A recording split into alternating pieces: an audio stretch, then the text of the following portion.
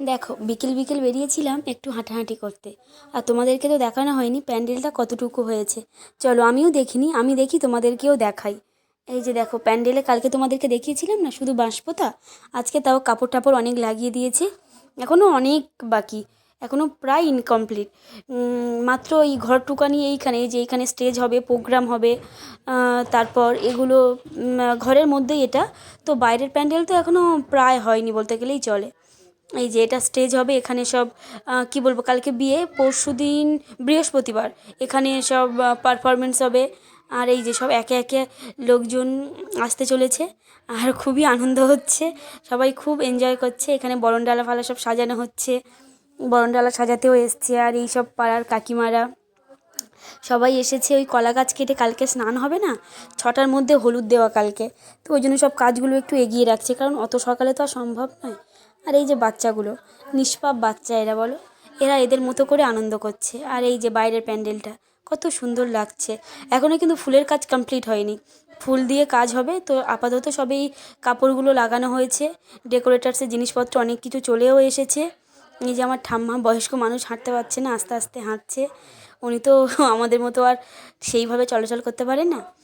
তো যাই হোক, এই যে এখানে স্টার্টারের প্যান্ডেল হয়েছে, সব জায়গায় আর কি হয়েছে সব প্যান্ডেল। এখনও রাস্তা থেকে শুরু করে এদিকে মেন যে কোর্স যেখানে বসিয়ে খাওয়ানো হবে সেটাই হয়নি। আর এই যে এখানে এই বৌদি ভাইটা কি বলে বরণডালা সাজাচ্ছে, আমিও একটু দেখছি বরণডালা সাজানো, আমি এর আগে কখনো দেখিনি। কি বলো তো, আমি কখনো কারোর বিয়েতে প্রথম থেকে শেষ পর্যন্ত কখনোই ছিলাম না। এই যে প্রথম, যে আমি প্রথম, তাও বিয়ে 3-4 দিন আগে থেকে এসেছি। আর কাল তো বিয়ে, কাল তো আমরা থাকছি। আর সব কিছু তোমাদের সঙ্গে শেয়ার করবো এই ছোটো ছোটো ভ্লগের মাধ্যমে। তোমরা অবশ্যই দেখো, আমার পাশে থেকো। আমার ভ্লগ যদি তোমাদের ভালো লাগে অবশ্যই একটা লাইক করে দিও।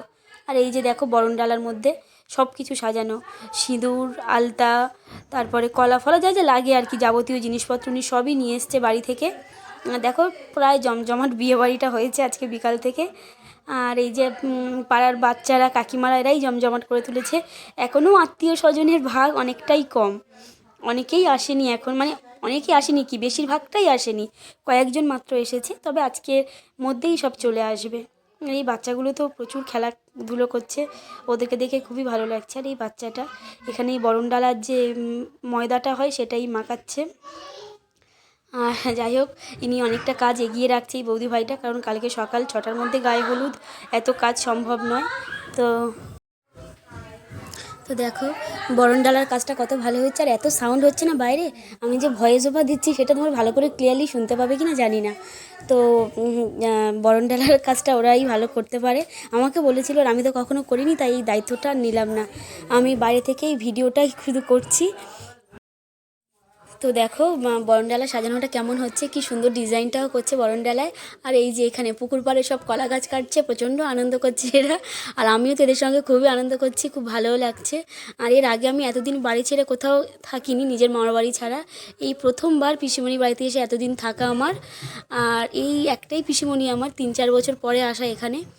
তো খুবই, তাও এই বিয়ের উদ্দেশ্যে, না হলে হয়তো আসাই হতো না।